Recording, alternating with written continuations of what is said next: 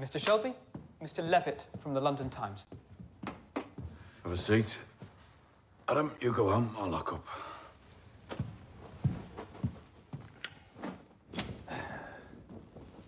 Mr. Shelby, do you remember me?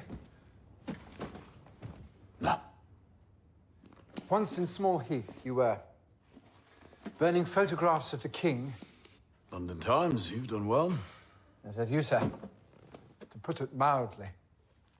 I sent you a list of questions. Yeah, I misplaced them. Yeah, well, you have a lot on your plate. Yes. All I remember is that your questions interested me. Oh. Good. Sorry, this... Ah, here we are. Yes, so, Mr. Shelby, traditionally in this country, print journalists take no interest in the private lives of politicians. Private lives? But in these modern times, especially in America, journalists are beginning to... well, that is to say, yes. Readers are beginning to say... want to know more about the men who represent them. Of course. In these modern times. Whereas before, it would have been seen as ungentlemanly to ask a public figure questions about personal matters or business affairs. Oh, well, no need to worry. I'm no gentleman.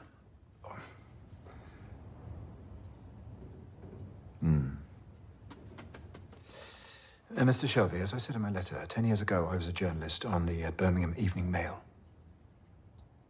And, of course, working in that city, it was impossible not to know your name. And your reputation. So when I saw that you had been elected as a socialist... You reflected on the fact that working people can indeed change their lives for the better.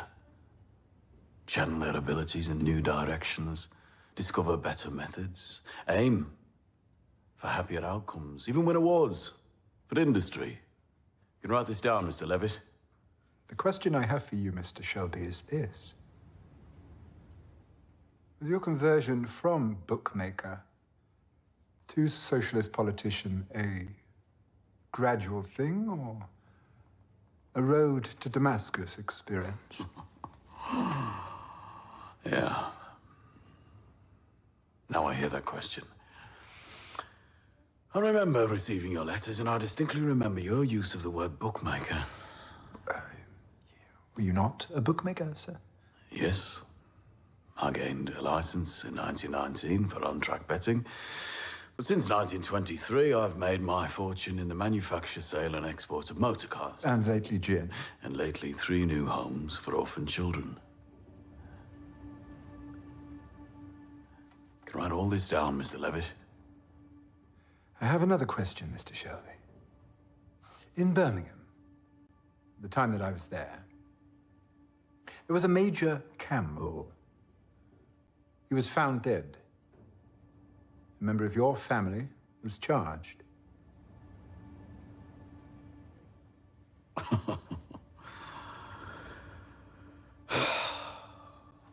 Right, you answer me this.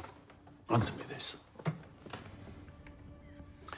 What is your Tory newspaper more afraid of? Is it evolution or revolution? And what is it about working class men like me, standing up in the House of Commons and speaking from the heart? What is it that so troubles you that you would try to undermine me? I am talking about specific events, sir. Which I don't recall.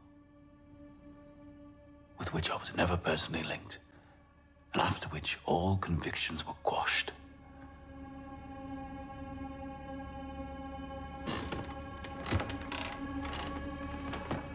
Yeah, now I recall receiving your letter.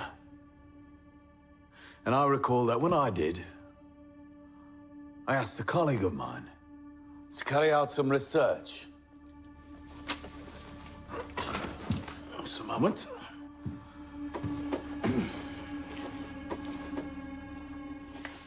Here we are.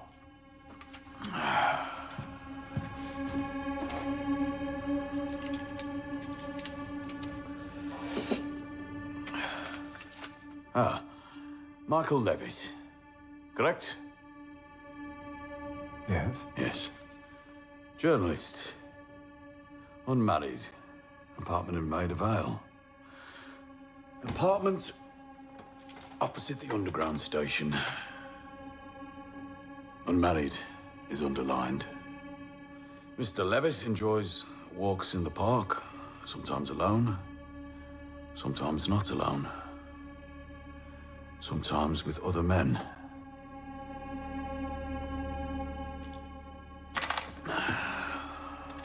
Sometimes with other men. I'm old-fashioned, Michael. I believe private lives should remain private. Not everything modern is good now, is it?